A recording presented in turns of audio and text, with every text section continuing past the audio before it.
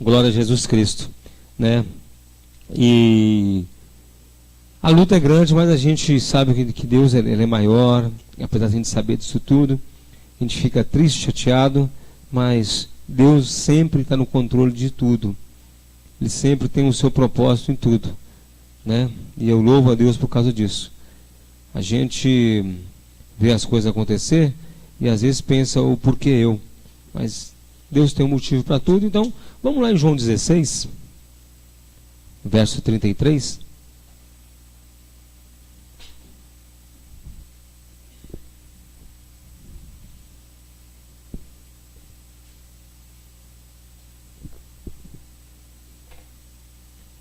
João 16.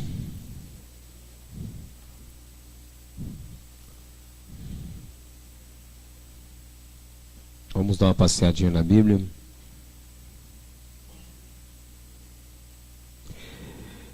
Tenho-vos dito isso, para que em mim tenhais paz. No mundo tereis aflições, mas tende bom ânimo. Eu venci o mundo. Glória a Deus. Senhor Jesus Cristo, obrigado pela tua palavra, Senhor bendito. Obrigado pelo teu amor, pela tua misericórdia que o Senhor colocou sobre nós. O Senhor é muito bom. O Senhor é muito bom e a sua benignidade dura para sempre. Louvado é o teu nome, ó Pai. Nós vamos ler aqui a sua palavra. Vamos falar um pouco do Senhor, ó Pai. Então nos ajuda, meu Deus, conforme a tua grande e grata misericórdia. Aleluia. Amém. Glória a Deus. Pode se sentar. Quem já ouviu falar assim, que até os pastores mandam repetir assim, ó, fé é pensamento positivo? Quem já ouviu falar? Já ouviu falar isso? Fé é pensamento positivo? Aí a igreja repete, aí ele manda repetir, fala para o seu irmão que está na frente, ficar atrás, seu irmão do lado, que fé é pensamento positivo. Há um grande erro em falar isso, que tem uma diferença muito grande entre pensamento positivo e fé. Pensamento positivo é um produto humano. Produto humano. Fé é produto de Deus. Pela graça sois salvos, mediante a fé, isso não vem de vós, é dom de Deus. Não vem das obras para que se glorie. Então, vocês posso pegar com a mão no bolso hoje? Ai, alivia. Mas aí, em Jesus Cristo, nesse capítulo, né, capítulo 16, verso 33 de João, ele fala uma coisa para a gente ter um bom ânimo. Fala para nós, põe 16, 33. Só o 33 na tela para mim. Só o 33.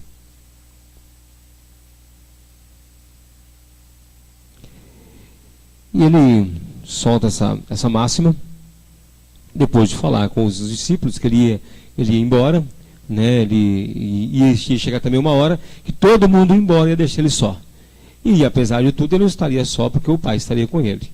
E aí ele completa, eu estou falando isso com vocês, para que vocês tenham paz com mim. Mas no mundo aqui vocês têm aflições, mas têm bom ânimo, eu venci o mundo. Então algumas coisas interessantíssimas, que ele fala isso. Primeiro é que ele promete uma paz, para que em mim tenha paz. Ele não fala que para a gente ter paz no mundo, né? Ele não fala, vocês vão ter paz aí no mundo, vocês vão ter tranquilidade. Ele fala o contrário. Então nós temos dois pensamentos dicótomos ali, dois pensamentos antagônicos, duas comparações antagônicas. Ele fala que nele, em mim, nós tenhamos paz. Mas no mundo nós vamos ter aflições. O que será então aflições? O que será essa paz que Jesus Cristo nos dá?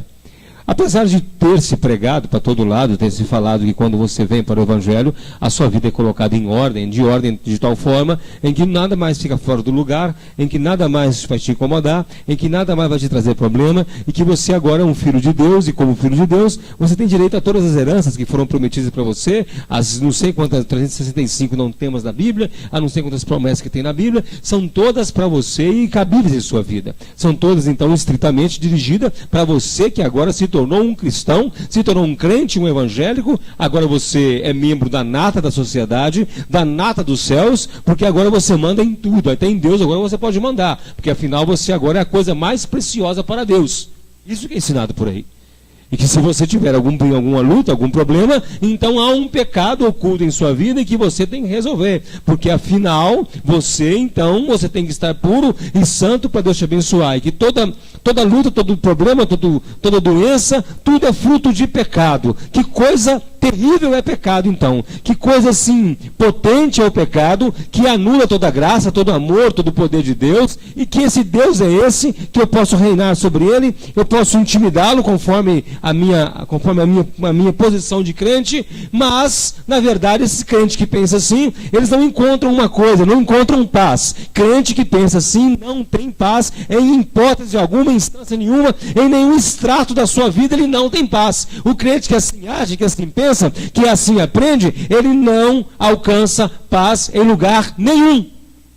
Ele não tem paz, porque ele não conhece Deus. Quem não conhece Bíblia não conhece Deus, apesar que você possa ter um pensamento divergente de mim, mas na verdade é essa. Quem não conhece Bíblia não conhece a Deus. Não tem um conhecimento de Deus. Pode ter um vislumbre, pode ter uma sombra, pode sentir até um cheiro, uma coisa de Deus, mas não conhece a Deus. A falta de conhecimento bíblico é a principal causa da queda, é a principal causa do declínio da igreja dos dias atuais. Esse é o principal. A Bíblia se tornou como um adereço, como se a igreja fosse uma escola de samba e a Bíblia fosse apenas a ala das baianas, não pesa tanto para nota. As outras coisas são muito melhores do que a Bíblia. A verdade é isso. Então, quando Jesus fala, vocês vão ter paz em mim, nós sabemos, já cansaram de ensinar, já cansaram de falar que a paz do mundo é a ausência de conflito. Isso aí todo mundo já ouviu isso, né? Não precisa ficar batendo nisso. A paz do mundo é a ausência de conflito, é não sei o quê, mas a paz de Jesus é uma paz especial. E muitos poucos, na verdade, até mesmo às vezes os que pregam, não experimentam essa paz de Jesus Cristo. Não experimentam essa tranquilidade que Jesus Cristo dá ao homem. Entrega na vida daquele que quem o conhece. Quem o conhece não como uma história, mas o conhece como Deus verdadeiro, como verdadeiro Deus. Aquele que o busca sem interesse nenhum de ter uma retribuição, o busca apenas porque ele é Deus. Nós aprendemos aqui durante uma semana sobre as figuras, as aparições, as parousias de Jesus no Velho Testamento. E nós vimos então, nós podemos constatar, de tudo que nós ouvimos, é que Jesus é um Deus atuante, é um Deus dinâmico. Ele não é estático, ele não fica parado, ele não vê as coisas acontecerem, ele interfere na vida dos seus. Ele interfere na nossa vida. Quem aqui experimentou uma interferência de Jesus em sua vida? Uma interferência que você fala, só Deus que pode ter feito isso. Então ele é um Deus dinâmico, ele não é um Deus estático. Sendo ele um Deus estático, e ele promete paz, não estático, e ele promete paz, então se ele promete, ele faz, ele cumpre. Ele age, parte dele é a ação, parte dele então te dar a paz, parte dele então ir até você e te entregar a tranquilidade. Mas como nós podemos então enxergar a tranquilidade se nossa vida é tão atribulada? Alguém aqui tem mais de R$1 milhão no banco? Alguém aqui é imune a qualquer doença? Alguém aqui tem um coração de pedra capaz de não sentir nada que o incomode? Alguém aqui é uma pessoa insensível? Alguém aqui vive em coma? Porque quando a pessoa está em coma, nada incomoda, né? Não todos nós somos vivos, estamos andando aqui no mundo, esse mundo podre, esse mundo chato, esse mundo rodeado de pessoas gentis e pessoas lindas. Não é assim? De pessoas que nos tratam muito bem. Não, nós temos falta de paz, nós temos conflitos em qualquer lugar em nossa vida. Na sua família, na escola, no trabalho, na rua, dentro do ônibus, no trânsito, no hospital, no posto de saúde, me lembra mais aí, onde mais? No supermercado, em qualquer lugar você tem conflito. Qualquer lugar você tem conflito. E nós, como bons cristãos, nós respondemos todo mundo com polidez e a máxima educação, que nós somos educados pela nossa mãezinha, né? Não respondemos todo mundo com educação? Não tratamos todo mundo com educação? Muito de vez em quando, né? Muito de vez em quando. A nossa tendência é pôr no nosso sentimento mais perverso e cruel para fora. Nosso sentimento é esse, é colocar para fora aquilo que nós somos, aquilo que nós tememos que os outros vejam. Nós colocamos nossos lagartos, tiramos nossos esqueletos do armário e expomos para todo mundo. E falamos assim, agora sim, quem manda aqui sou eu. O queremos impor. Mas, como bons cristãos, quando nós refletimos e paramos, nós concluímos que nós estamos em paz. Quando nós temos Jesus, nós reparamos que nós temos essa paz. Essa paz que não nos livra de nenhum problema. Ela não nos isola de problema algum. Ela não nos torna imunes dos problemas, mas nos mantém firmes na palavra, nos mantém firmes no caminho, nos mantém firmes olhando para o alvo. Nós seguimos olhando para quem? Para o alvo. Essa paz é que faz isso.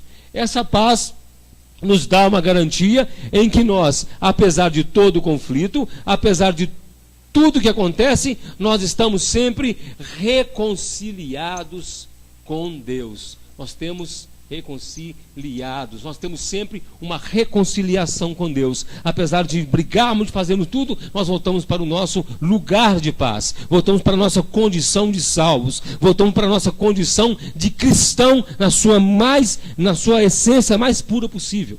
Nós carregamos em nós a paz. Nós às vezes nós tentamos transmitir essa paz para os outros. Tentamos transmitir com palavras, tentamos transmitir com atos, com atitudes. Nós tentamos demonstrar para o outro a paz que nós sentimos e eles falam conosco: eu não entendo como você tem tanta paz com tanto problema assim, você tem sempre um sorriso, você está alegre, não sei o quê, e você vai tentar falar sobre Jesus e você quer mostrar para ele que o motivo da nossa paz é Jesus Cristo e você é rejeitado por causa disso. Porque na verdade eles querem uma forma de paz. Eles querem ter paz como uma aspirina para a dor. Um analgésico tira a dor, eles querem tomar uma dose de paz. E aí, voltando de novo, a grande visão evangélica de que estamos imunes na aflição, Jesus faz uma promessa, um aviso. Ele dá um aviso: no mundo vocês vão ter aflições. Quem aqui já teve uma aflição a ponto de faltar o ar, de ficar aflito, uma aflição mesmo, não causada por doença, não causada por dor, por angústia? Quem já ficou angustiado a ponto de desejar a morte aqui? Angustiado a ponto de deixar essa vida? Paulo fala isso. Nós passamos lutas tão grandes que nós chegamos a nos desesperar da vida. Paulo escreve isso. Por que Paulo sente isso? Paulo não era o queridinho do Novo Testamento? O Moisés do Novo Testamento? Por que ele passa por aflições então? Porque faz parte da nossa vida no mundo. Não estamos isentos. Nós fazemos parte, estamos inseridos dentro de uma criação que foi amaldiçoada por Deus. Esse mundo foi amaldiçoado por Deus. Isso aqui não é um lugar ideal para um filho de Deus viver. Não é a morada ideal. Se fosse a morada ideal, nós permaneceríamos aqui eternamente. Mas Jesus falou o quê? Vou preparar-vos lugar. Esse que esperamos novos céus e nova terra. Então, quando eu vejo pessoas apontarem isso aqui como a melhor coisa do universo, quando tudo aponta para o material, para o físico, e eles assim o desejam carregar o material em si, desejam fazer um acúmulo de bens, achando que isso é simbologia de que Deus está com ele, que ele realmente é um cara muito fiel, porque Deus o tem prosperado aqui no mundo, e que ele tem visto coisas maravilhosas e tal, e que Deus o está guardando de tudo. E aí, quando essas pessoas elas se deparam com as aflições, com as aflições da terra, geralmente elas largam a fé. Porque a fé não está baseada em Jesus Cristo, não está baseada no príncipe da paz. Está baseada no príncipe deste mundo. É uma dura realidade. É o outro evangelho. É o evangelho da confiança humana. É o evangelho da confiança em coisas e não na confiança em Deus.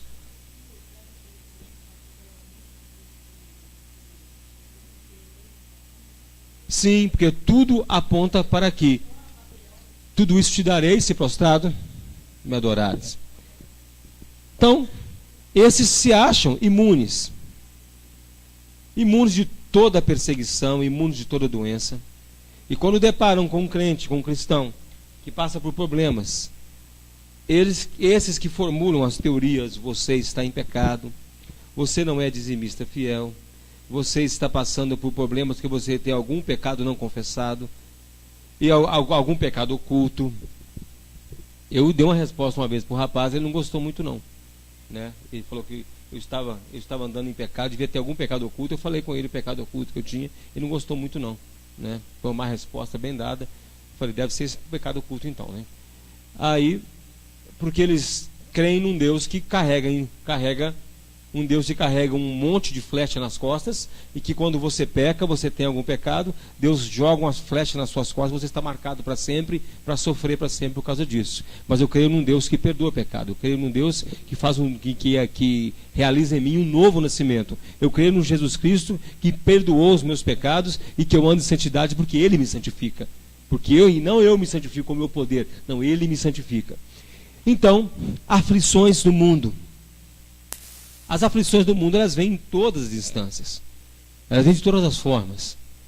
Vêm de todas as... Às vezes você não tem aflição física. Você não vê um motivo físico de uma aflição. Você não vê uma pessoa passando por problema. Você não passa por um problema palpável. A sua aflição, às vezes, não é por causa de dinheiro. Por causa de falta de dinheiro. A sua aflição, às vezes, não é por falta de amor. A sua aflição, às vezes, não é por falta de um relacionamento. A sua aflição não é por causa da solidão. A sua aflição, ela vem porque você é pessoa, porque você é um homem criado por Deus, porque você é mulher. Você já carrega a aflição porque você é um homem finito. Você já carrega a aflição em você porque você sabe que você vai morrer. Você carrega a aflição em você porque você sabe que você é impotente. Você carrega a aflição em você porque não é sobre tudo que você tem poder. Você não tem poder de mudar tudo. Você não tem poder de fazer um passe de mágica e mudar a situação à sua volta. E ainda que tudo esteja em ordem à sua volta, você tem as suas aflições internas. Você tem os seus problemas interiores. Você tem as suas dores interiores que só você carrega e você não sabe expressá-las. Você não consegue botar para fora. Você não só sabe que dói, mas você não sabe aonde dói e por que dói. Ainda que você tenha tudo tudo aquilo que causa aflição, nós fizemos aqui, se nós elencarmos uma lista das possíveis aflições humanas, todas externas, e você, com o seu poder financeiro, não sei o que, de conhecimento, tudo, você conseguisse sanear, isso é, resolver todos esses problemas, o seu problema interno você não resolveria. Você não resolve.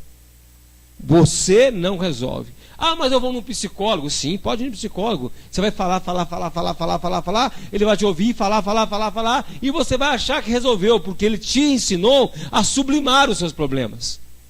Te ensinou a sufocar os problemas. Te ensinou a botar em outras gavetas. Apenas você trocou de gaveta as suas cuecas sujas, as suas roupas sujas, mas ainda estão sujas. Te ensinou a tirar de uma gaveta e botar numa gaveta mais esquecida. Não se importa com isso. Não, isso aí não tem problema para você. Você se preocupa demais com isso. E você vai continuar com seus problemas.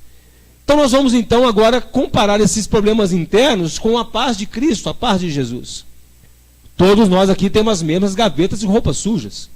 Todos nós temos. Mas nós temos aquele que não manda colocar em outras gavetas. Apenas ele nos mostra a vida eterna, e nós contemplamos a vida eterna, e contemplamos os nossos problemas interiores, e aí nós começamos, aí nós sabemos e podemos comparar que a vida eterna é muito mais do que essa porcaria que eu carrego dentro de mim.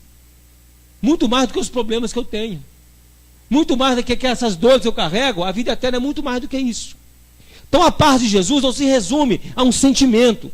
A paz de Cristo não se resume a um sentimento, a uma bonança interior. A paz de Jesus Cristo se resume na vida eterna. O que ele fala? O João 10:10. Eu vim para que tenham vida e vida em abundância. Mas que vida em abundância é essa que nós teremos aqui nesse mundo, se aqui não tem lugar para abundância? Esse mundo não tem lugar para vida em abundância. Mesmo se Deus, se Jesus Cristo quisesse nos dar vida em abundância aqui, abundância de tudo, de paz, de tudo que você imaginar, tudo de bom que você imaginar. O mundo não tem espaço para isso. O mundo não tem espaço para você, cristão. O mundo te odeia. Ele tem raiva de você. E o que é então essa porcaria de mundo? Que raios é o mundo? O que é isso? Fecha para mim isso tudo.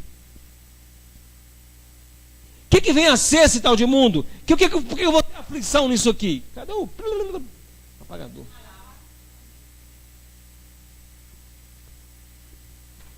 Nós estudamos isso aqui um dia, partindo do versículo básico, João 3,16. Porque Deus amou o mundo de tal maneira que deu seu Filho unigênito para que todo aquele que nele crê não pereça, mas tenha vida eterna. Aí nós vimos a palavra mundo lá, a palavra mundo quer dizer o quê? Deixa eu ver se vocês estão bons nisso. Cosmos, criação de Deus. E depois nós vamos lá em João, que fala que o mundo jaz no maligno. Que mundo é esse que está em João? Kratos, domínio humano, força humana, o domínio que o homem exerce sobre as coisas. Então quando Jesus fala assim, no mundo você vai ter aflição, isso é, enquanto o domínio humano estiver sobre este lugar. O mundo de coisas do homem, as vontades humanas, os terrores humanos, as maldições humanas. Deus amaldiçoou o homem? Amaldiçoou. Então, enquanto a maldição humana, o mundo humano está sob a maldição divina, tudo que o homem faz, tudo o que ele faz, sem exceção, em que ele parte, tudo que parte da mente humana, para compor esse mundo de coisas, esse mundo de ideias, isso tudo, a maioria das coisas é para o mal do próprio homem. A maioria das coisas é para o mal do próprio homem. Nós temos, não, pastor, mas o homem constrói coisas boas. Sim, ele constrói coisas para facilitar a vida dele. Tudo direcionado a ele. O mundo sempre vai criar, o homem sempre vai criar coisas direcionadas a ele. Então, isso é chamado de mundo, o que o homem domina, o que o homem aponta para si, o que ele amealha para si. Tudo que o homem amealha para si, traz para ele dores e aflições. Quem aqui tem um smartphone? Quem tem um smartphone aqui? Um celular cheio de função. Uma invenção muito legal, né?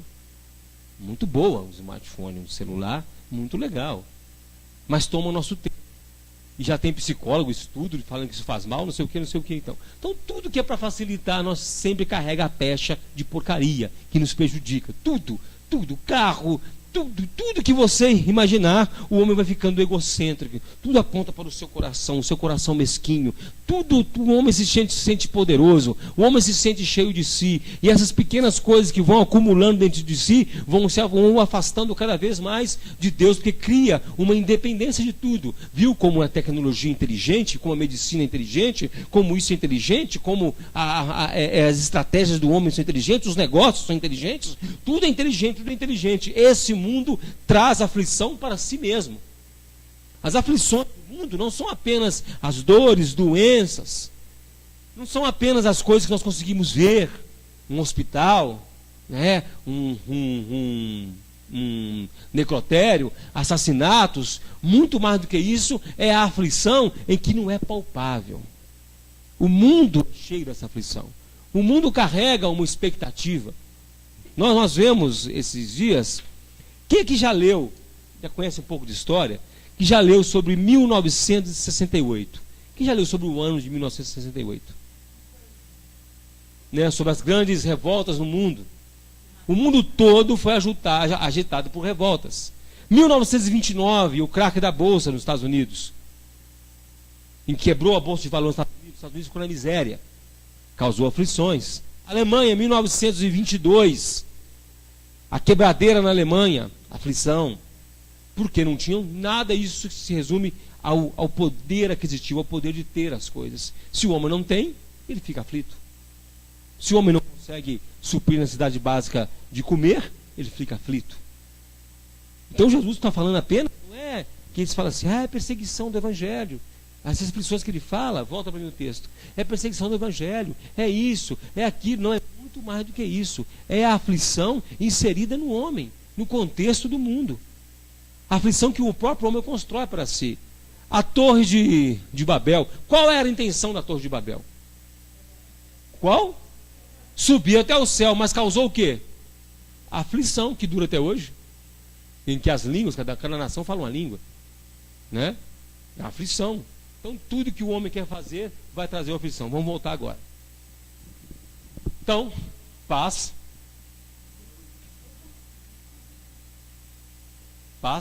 aflições. Aí ele fala, mas, contudo, todavia, entretanto, tende Bom ânimo. Bom ânimo. Tem alguma outra parte na Bíblia que ele fala de bom ânimo? Que Deus fala de bom ânimo? Tem. Vamos dar uma passeadinha para a gente dar uma olhadinha em que Jesus falou bom ânimo. Vamos colocar lá de trás. Josué capítulo 1, versos 6 a 9. Texto clássico, né? Alguns sabem até de cor.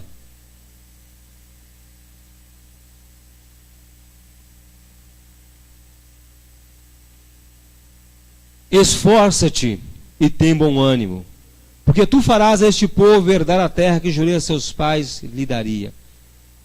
Deixa eu abrir o texto completo aqui.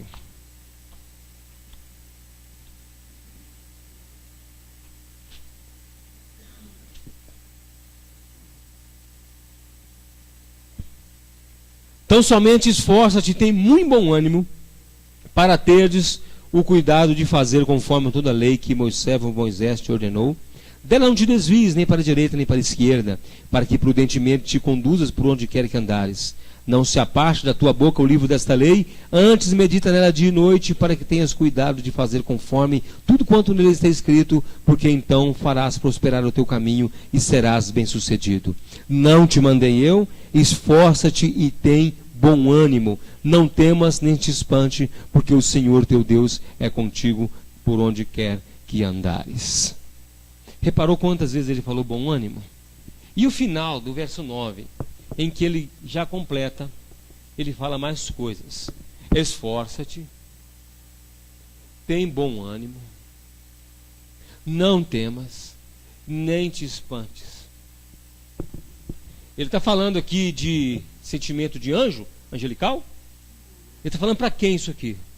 Para o homem. Para o homem. Para o homem. Nós sabemos o que é esforçar.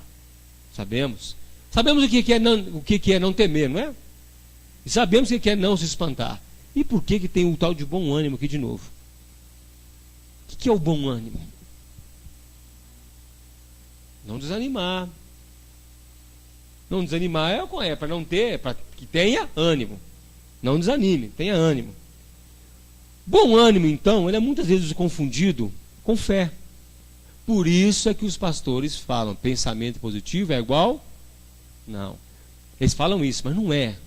Bom ânimo é ter a propensão, a disposição de, apesar de ver com os olhos tudo que está tudo revirado, o bom ânimo é o seguinte: não foi isso, e que não é isso, não quero saber disso, eu não quero basear aquilo que eu sinto nisso, eu não quero fazer disso a minha vida, eu não quero basear a minha vida nesses acontecimentos, porque Deus está comigo. Bom ânimo não é fé. Bom ânimo é você lutar contra a sua carne, lutar contra toda circunstância que coloca tudo o contrário, coloca tudo para pensar o contrário, e você fala, não é assim, porque Deus ele é comigo e não me desanima. Bom ânimo, então, não é uma coisa palpável. Você não toma um chá de bom ânimo ou uma colher de bom ânimo. Quando ele fala, você vai se esforçar, José vai, porque é luta, porque ele tinha que pegar a espada, tinha que batalhar, tinha que quebrar o pau. Depois ele fala, tem bom ânimo, ponto e vírgula, esforça-te, tem bom ânimo. Seja contra você mesmo, seja contra a sua vontade, seja contra aquilo que você queira parar, desanimar, seja contra o que sua carne pede para fazer. Quando você está passando por luta, você não tem vontade de parar, desanimar, chutar o balde? Você sabe que Deus é com você. Você tem fé, que você foi salvo, você é salvo, então você tem fé.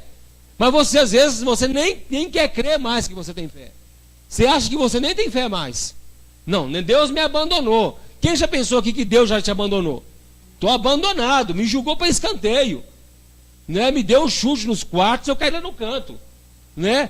Porque a carne toda fala isso. Seu homem interior, como Paulo fala, sopra no seu ouvido a mulher de Jó que habita em você. A mulher de Jó que mora em você. Fala com você. Amaldiçoa esse Deus e morre. A carne fala com você. Não tem lógica você crer num Deus que não se mostra para você. Não tem lógica você crer num Deus que te prometeu paz e você está passando por esse perrengue terrível. Esse tem bom ânimo é a atitude de cristão de calar a carne e falar: não, Deus é comigo. Não é a fé. Não é a fé que faz isso. A fé opera uma coisa muito mais profunda em você. Isso aqui tudo é superficial. Bom ânimo é entre você, é o que você tem que fazer. É o que você tem que agir. É o que você tem que pensar. É uma pessoa chegar para você e falar: não, mas não preocupa não. Deus está olhando você, Deus está com você. Não está, não. Não, mas você não está entendendo. Não está, mas Deus é com você. O bom ânimo é realmente está. Porque já era para mim estar morto. Se eu não morrer ainda, é porque Ele está comigo. É uma fé sutil, uma fé sublime. Uma fé que então ele fala: esforça-te. Quando você estiver no meio da batalha, Josué, quando você vê os muros altos da cidade, não tem atitude não tem atitude daqueles que falaram assim: Deus nos trouxe para nos matar nesse deserto. E aí o povo o quê? Desanimou. Esse pessoal pega tão pesado. Eu lembrei agora o pessoal da Universal. Eu falei, eles pegam tão pesado nisso, que fala que isso é usar a fé. Isso não é usar a fé. Isso é ter bom ânimo. Não tem a ver com fé. Não tem a ver com a coisa sobrenatural. Tem a ver com você, a sua parte da coisa. O seu agir em você mesmo. Então quando você estiver lá, Josué, que o pau estiver quebrando, você esforça até a última, até onde dá. Até onde dá para você fazer. E tem bom ânimo. Não desanima não. E você não tenha medo e nem espanta o que você está vendo. Não temos nem espantes, porque o Senhor teu Deus é.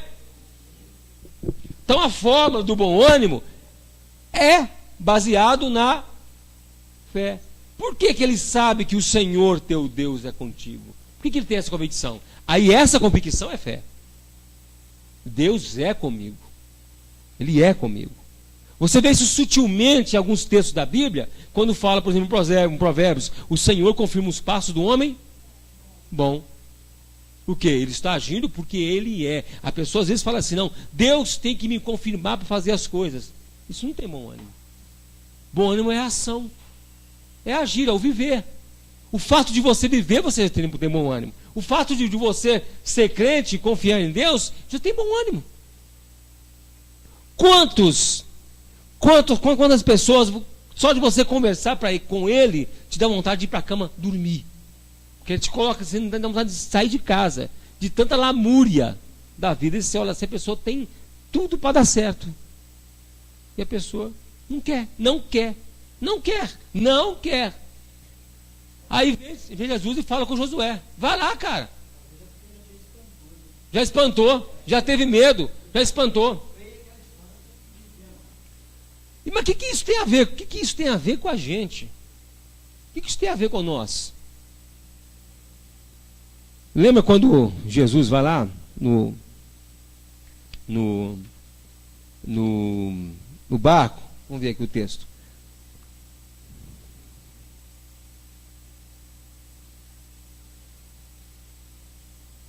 Mateus 14. Vamos ler Mateus 14. Vamos acabar de resumir o bom ânimo. Mateus capítulo 14. Nós temos a narrativa de Jesus andando sobre as águas. E eles vão andando, a partir do verso 26, nós vemos a reação dos discípulos.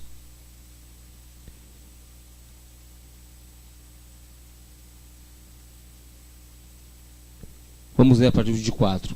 E o barco já estava no meio do mar, açoitado pelas ondas, porque o vento era contrário. Mas, à quarta vigília da noite, dirigiu-se Jesus para eles, caminhando por cima do mar. E os discípulos, vendo-o caminhar sobre o mar, assustaram-se, dizendo: é um fantasma, e gritaram com medo. Gritaram com o quê? Medo. O que Deus fala com Josué? Não temais. Medo.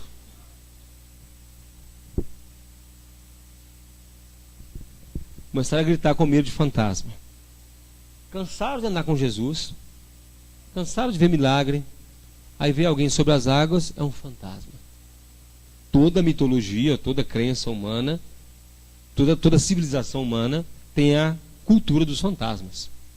Toda civilização tem a cultura dos fantasmas, dos espíritos maus. Então, fantasma, espírito mau, então eles viram pensando se é um fantasma que está vindo contra nós. E aí já se esquece na hora de Jesus Cristo, de milagre. Se esquece disso tudo na hora. Acabou. Para que ter isso? O que importa agora é que o bicho está pegando. Quero saber de evangelho, não. Saber de Jesus, não. Jesus ficou lá na praia, rapaz. Jesus está lá na praia. Então agora eu vou aqui passar um cagaço porque tem um fantasma vindo para cá. Né? Aí Jesus, porém, lhes falou logo dizendo: tem de bom? Sou eu. Não temais. Então o que está falando? Para de ter medo. Para de temer tudo. Eu sou com vocês. Tem bom ânimo. Não vê só coisa má. Não vê só maldade do que eu tenho para você. Não pensa que eu, o Senhor, eu deixei vocês aqui nesse barco para vir um mar e matar vocês. E jogar vocês aí para depois vir recolher os corpos na praia, todo comido de peixe. Não. Tem bom ânimo. Pensa que eu cuido de vocês. Lembra que eu cuido de vocês. Então para de ter medo. Então ter bom ânimo é ter a consciência que Deus é o nosso Deus. Ter bom ânimo é saber que você anda com Deus. Isso não é fé. A fé é muito mais profunda que isso. Isso é saber, é ter consciência na sua parte mental, no seu raciocínio, trazer a lógica das coisas para você. Apesar de tudo ter errado, de ter paz, é muito bonito o discurso de falar, mas quando você aplicar isso em você, é difícil. Quando aplica no mundo das aflições, eu deixo de usar paz. É difícil. Não é, Alain? Não é, Renato? Não é, Renato? Não é, Alexandre? Eu estou sem óculos. Né? Então o que? É difícil. Na hora de aplicar é difícil. Então o que a gente tem que ter então? Desenvolver. Não é desenvolver que eu falo, não é desenvolver no sentido espírita, não. É lembrar, trazer à mente tudo aquilo que me traz esperança. É ter a esperança que o Senhor é comigo, apesar de todos os problemas que eu estou passando. Quem é comigo? O Senhor. Essa é a dificuldade hoje até para os cristãos mesmo, porque todos nós estamos sujeitos a passar por problemas e problemas. Quem viu agora todo mundo viu, né? O negócio lá do ISIS que matou agora 21 cristãos cóptas. Cortou a cabeça de 21 cristãos, pôs fogo em mais alguns também semana. Sábado eles sequestraram 200 cristãos, mulheres e crianças. Sequestraram 200. Você acha que algum desses, quando foram capturados e sabem a fama, a história do ISIS, chegaram a duvidar da sua fé? Vocês acham que aqueles cristãos que foram lançados lá nos leões, na Roma Antiga, por dentro, eles chegaram a duvidar da sua fé? Perguntando sincero, se fosse você na situação, se viessem aqui agora e pegassem nós aqui, ajoelhassem nós ali na calçada e falavam que ia cortar nossa cabeça, ia nos fuzilar, ou se não trouxessem aqui um circo e trouxessem um caminhão-baú cheio de leão e falar que ia nos julgar um por um para os leões, você duvidaria da sua fé? Eu não quero a resposta de super-homem. Eu duvidaria da minha fé. Sabe qual é a dúvida da minha fé? Será que eu vou negar a Cristo? Será que a dor vai ser tão insuportável que eu blasfemarei o nome de Cristo? Será que quando eles estiverem me furando com facas, na minha mente eu negarei a Cristo? Com a minha parte ativa, que é meu mundo de pensamentos, o meu mundo ativo, o meu mundo afetivo, que eu vou lembrar que eu não mais conviverei com os meus pares, não mais conviverei com a minha família, com a esposa, com filhos, com a mãe. Lá dentro, no meu pensamento mais imediato, será que eu pensaria assim: para que eu fui me envolver com Jesus? Eu te pergunto se você pensaria assim. Eu acho que eu pensaria, por alguns lapsos de segundo, eu pensaria assim: por que eu fui me envolver com Cristo? Porque a mente te engana. A sua mente não é convertida. A sua mente não se converteu. Se a sua mente tivesse se convertido, se o seu cérebro tivesse se convertido, se a sua máquina de pensar tivesse se convertido, você não pensaria pecado. Você não sonharia pecado. Você não teria uma vida ativa de pensamentos que, se fosse visitado pelo juízo de Deus diariamente, já te garantiria um passaporte para o inferno. A sua mente não se converteu. Você pensa muita bobagem. Quando Jesus fala, tem bom ânimo, isso é, apesar de você ser o que você é, que eu conheço os seus pensamentos.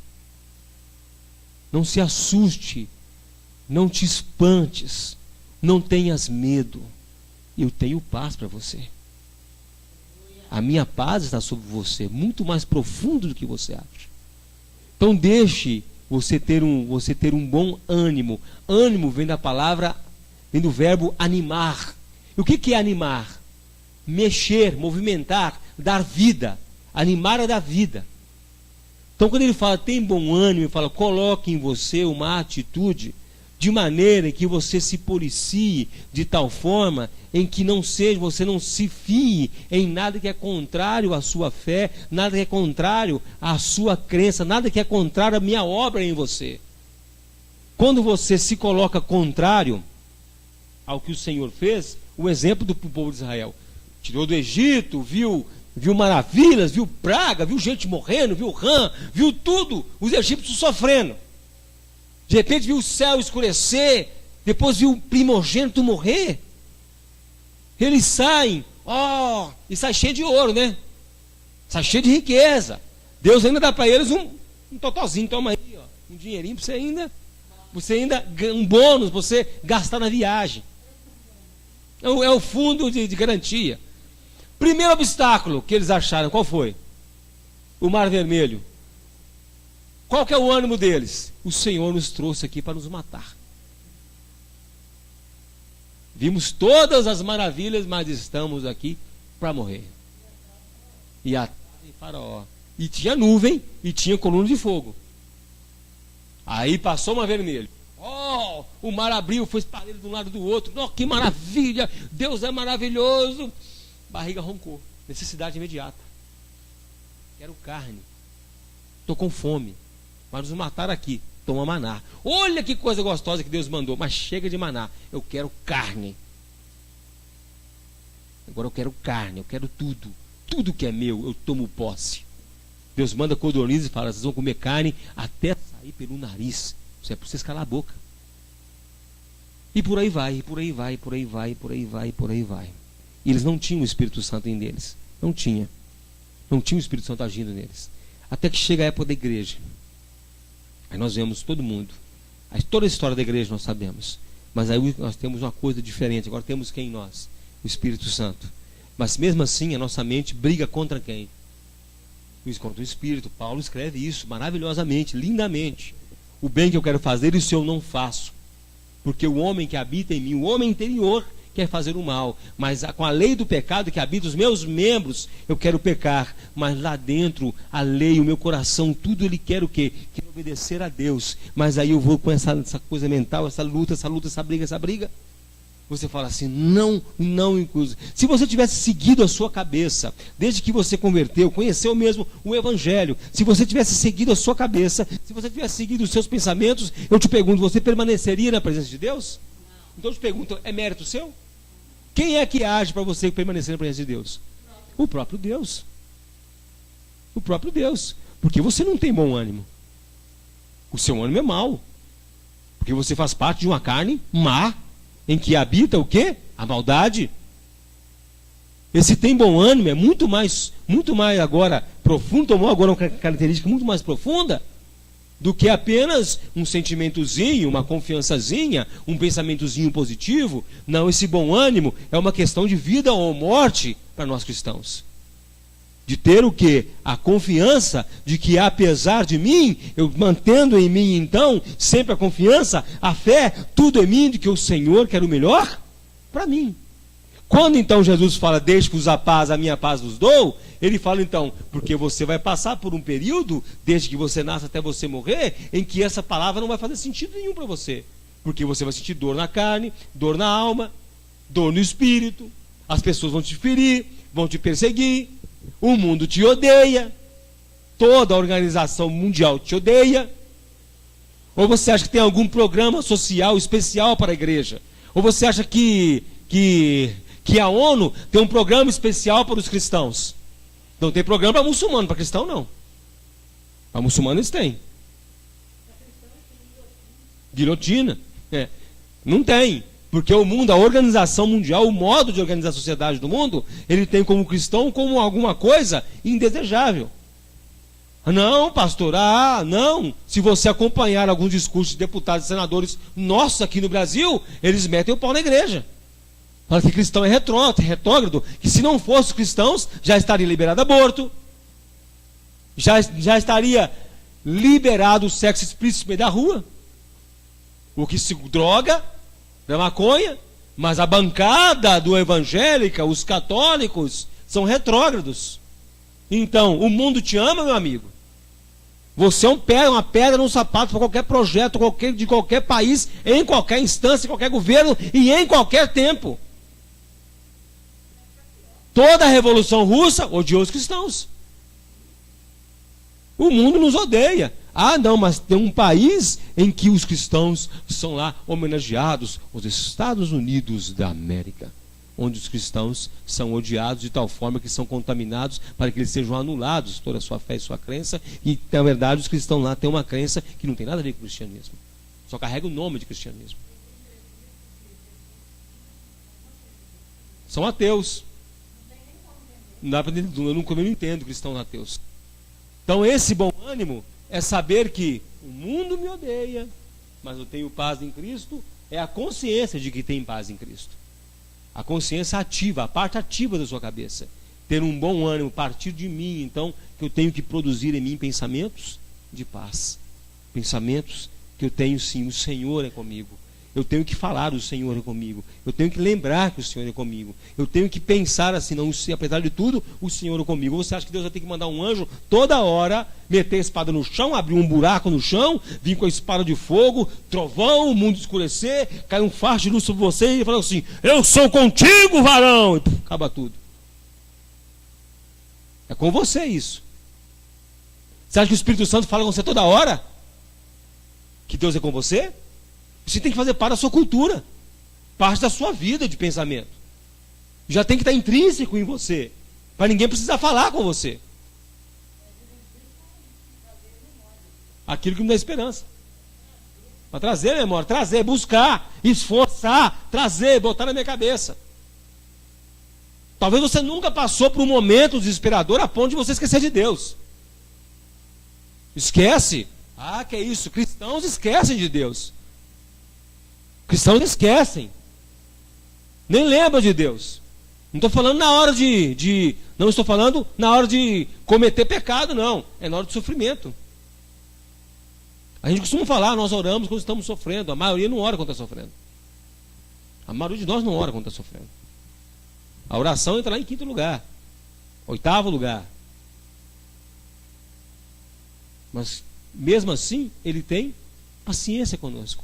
Já pensou se Deus cobrasse de nós toda vez que nós largamos para lá? Em que vem tentação sobre nós, que vem problema sobre nós? Nós não oramos não, porque nós confiamos no nosso taco. Nós confiamos no nosso taco, confiamos em nós. A grande verdade é essa.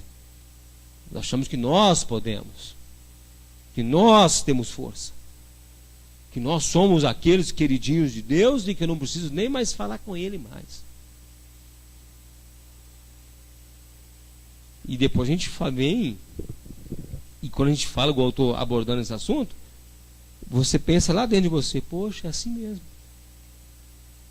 É assim mesmo. Você quer ver quando você lembra de Deus mesmo? É quando uma pessoa conta para você um problema e você ora por ela. A pessoa te procura, aí você fala, nós vamos orar. Aí você ora. Quando você está passando, a oração vai entrar lá no 5º tópico, 6º tópico. Primeiro você fica se autocomiserando e culpando Deus. Por que Deus permite isso? Aí você busca ajuda em um monte de coisa. Depois fala, agora eu vou orar. Agora eu vou orar. Agora eu te falo. Isso não é sinal que você não é crente. Não é sinal que você não é cristão. Não é sinal que você não conhece a Deus. Isso não quer dizer isso, não. Isso quer dizer que você é humano. Isso quer dizer que você é humano. E que todas as suas dores, elas são tão imediatas que você busca em si e nos seus ciclos a solução.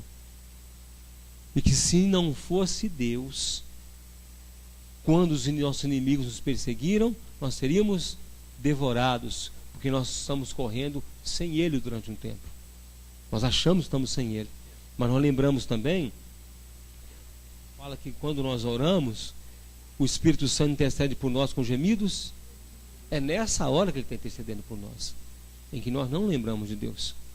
Lembrando que o Espírito Santo não é um Deus morto, não é um selo, não é um adereço no seu coração, não, é uma persona, é uma pessoa que está em você. O Espírito Santo não é uma essência, igual eles falam por aí. A essência de Deus, não é a essência que eu sei é da Natura, né, da Boticário, isso é essência. Ele não é uma pessoa que age em você. E quando você está igual uma galinha tonta que toma uma pedrada, que você não sabe para onde corre, Ele está cuidando de você. Ele está sustentando, botando a sua vida em ordem, para que quando você consiga abrir os olhos, falar, nossa, foi Deus quem fez essas coisas. E eu vou falar com você uma coisa que você já falou, e eu nem orei. Deus arrumou e eu não orei, não tive tempo de orar sobre isso. Porque quem está em nós? Então eu te peço, tem bom ânimo. Ele cuida, apesar de você. Ele cuida apesar de você. Apesar de você nem saber o que está acontecendo, Ele está cuidando. Está botando tudo no lugarzinho. Então quando Jesus fala, quando Deus fala lá com Josué, Josué, não temas, não te espante. Tem de bom ânimo, esforça. É porque eu estou cuidando das coisas. Ou você acha que vou te botar na frente do muro de Jericó? Eu já vi a queda do muro. Você vai ver, vai assustar, aquele muro imenso, e tal e coisa e tal. Eu já vi esse muro caindo. Então por quê? Você está pensando? Jesus, quando por um paralítico, lá em Mateus 9:2, falou assim, Jesus veio na fé dele, disse ao paralítico, filho, tem de bom ânimo, perdoados estão os seus pecados. O paralítico queria andar, né não? O que saber de perdão de pecado? Ele falou, não filho, pode ficar tranquilo, esse tem de bom ânimo, fica tranquilo. O tem de bom ânimo se tranquiliza. Eu estou no controle. Paralítico, tem de bom ânimo, seus pecados estão perdoados. Como dizer assim, não se preocupa não, o que de maior já vou fazer. Já vou curar você. Aquele lá que desceram na casa de Jesus, acho que é isso, né? É em Cafarnaum, Mateus 9 é esse, né? É em Cafarnaum, lá na casa de Jesus, né? Desceram lá, desceram ele. Jesus, olha, que legal a fé desse cara, é legal. Rapaz, fica tranquilo, seus pecados estão perdoados. Agora pega o teu leito, levanta e vai embora. Tem que ter medo não. Porque todo mundo tem medo da vida, todo mundo tem terror da vida.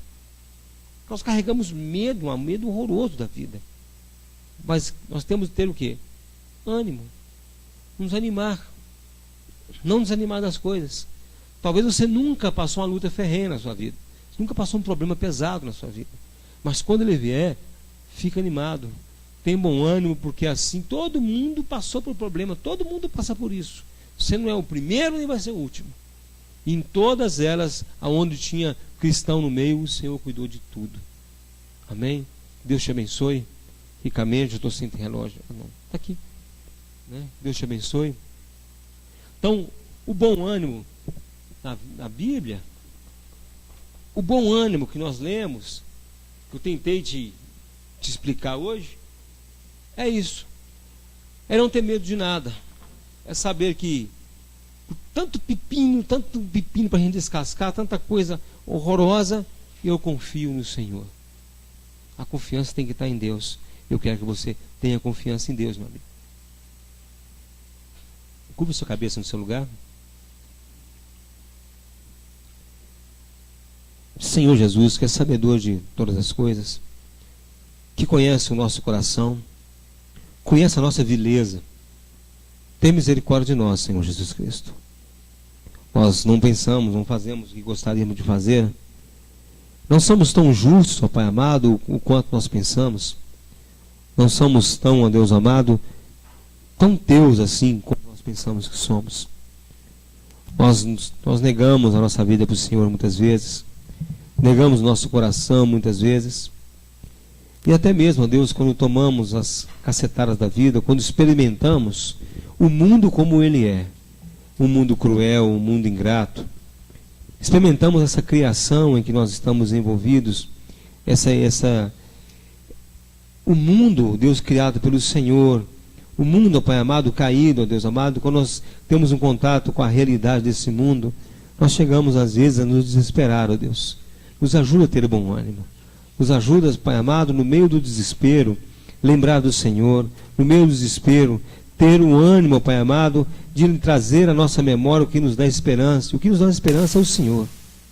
O que nos dá esperança é o Senhor, ó Pai. Como o Senhor disse que tem pensamentos de paz a nosso respeito. Então, Senhor bendito, que nós tenhamos, ó Pai amado, esses pensamentos que o Senhor tem sobre nós tomamos consciência disso. Teu Espírito Santo, o Espírito da verdade, que não nos deixe enganados nunca.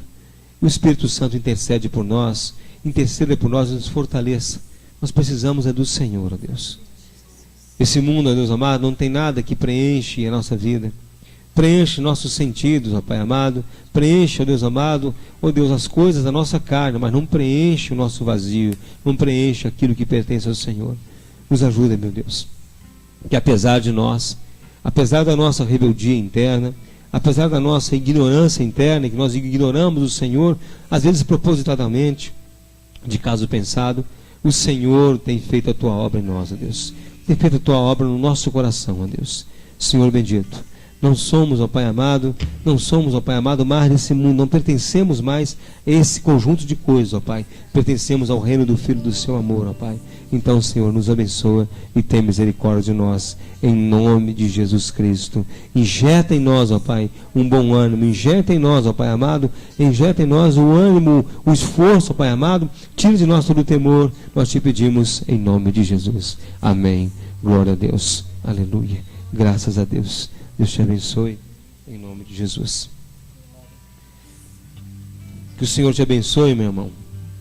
E que aquilo que não consegui falar, que não consegui expressar, que o Senhor te abençoe. E aquilo que eu falei, que não tem, é que se eu falei algo que não tem nada a ver com Deus, que seja tirado da sua cabeça.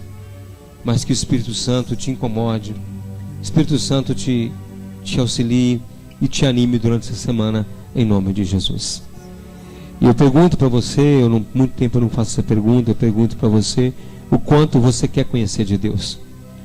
O quanto você pretende conhecer de Deus, sabendo que quanto mais você conhece do Senhor, quanto mais você se aprofunda nos conhecimentos de Deus, mais as suas certezas que você carrega em você, essas certezas vão ter que cair, vão ter que ser substituídas pelas coisas do Senhor. Toda a tua sabedoria que você achava sobre a inerrância dos fatos, sobre todos os fatos da sua vida, serão recolocados em ordem pelo conhecimento de Deus. Então eu te desafio a conhecer a Deus e prosseguir em conhecer o Senhor. Que Deus te abençoe em nome de Jesus. Amém. Glória a Deus. Você pode dar um suspiro, irmão? Glória a Deus. Aleluia. Aleluia. Graças a Deus. Aleluia, irmãos. Você que vai trazer sua oferta à frente, você tem toda a liberdade de vir à frente. Os irmãos estão tocando a música. Você tem liberdade de vir à frente e trazer sua oferta em nome de Jesus Cristo. Amém.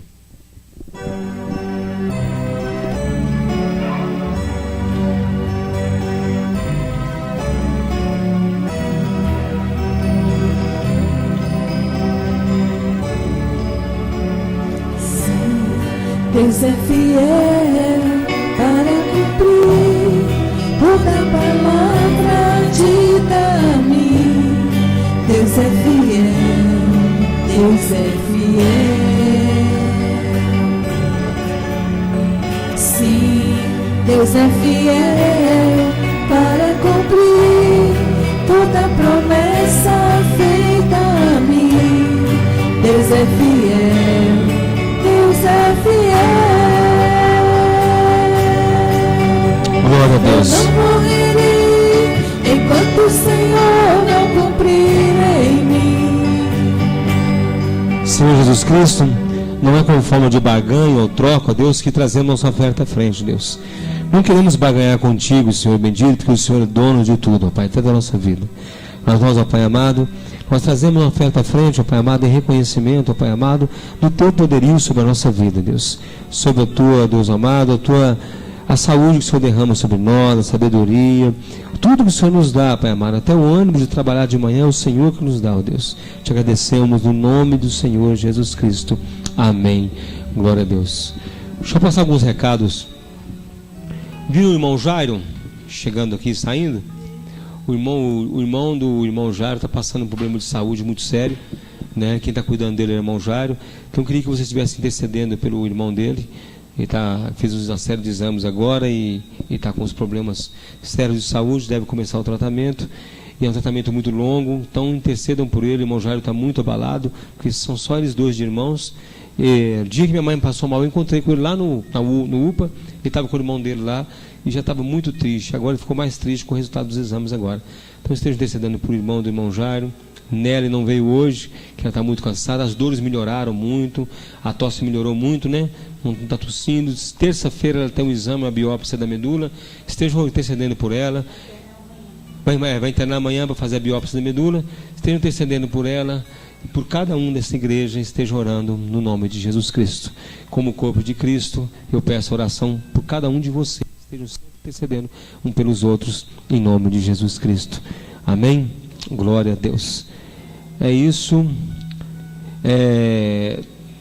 Semana Santa, nós vamos fazer a quarta conferência cristã, né? Quarta conferência cristã. O tema vai ser a pessoa de Jesus no tabernáculo.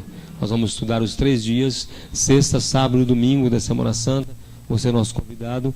Nós vamos fazer um apanhado geral da pessoa de Jesus Cristo, para desmistificar muita coisa, para colocar muita coisa, muitos pingos nos is, e para falar que o Senhor Jesus, Ele é Senhor desde antes da aliança mosaica, da aliança adâmica, porque Ele é o próprio Deus. Então, que Deus te abençoe, você é nosso convidado, em nome de Jesus Cristo. Domingo que vem, Santa Ceia, eu te convido para estar conosco, estar conosco aqui. Agradeço você, visitante, que esteve aqui essa noite. Que Deus abençoe vocês. E vamos encerrar em nome de Jesus. Queria convidar o irmão Ayrton para estar encerrando em nome de Jesus. Amém? Glória a Deus. Aquela minha prima, Sara, que está ali, ó. Ela veio visitar a primeira vez hoje. Minha prima, irmã do Luíde. Amém? Está nos visitando aqui essa noite, está morando aqui em BH agora também. Seja bem-vinda em nome de Jesus. Amém. Qual o nome do irmão? Valdete, Carlos, Deus te abençoe em nome de Jesus. É mãe do Stanley?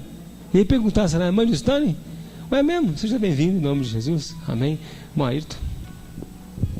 Paz do Senhor, irmãos. Senhor nosso Deus, nós te agradecemos, Pai, por esse momento que estivemos aqui cultuando o Senhor, juntamente com a tua igreja, Pai. Muito obrigado, meu Deus, porque o Senhor falou conosco, o Senhor nos tem ensinado a tua palavra, o Senhor nos tem direcionado, Pai, a cada dia, a cada momento das nossas vidas. O Senhor tem sido conosco, Pai, e nós agradecemos o Senhor. E te pedimos, meu Deus, que nessa semana, se você conosco, Pai, nos direciona e nos orienta, Pai, em nome de Jesus Cristo, e que tudo seja feito para a honra e glória do teu santo nome, em nome de Jesus. Que Deus abençoe e fortaleça cada irmão e dê a cada irmão cada dia mais esperança e força, em nome de Jesus Cristo. Amém. Deus abençoe.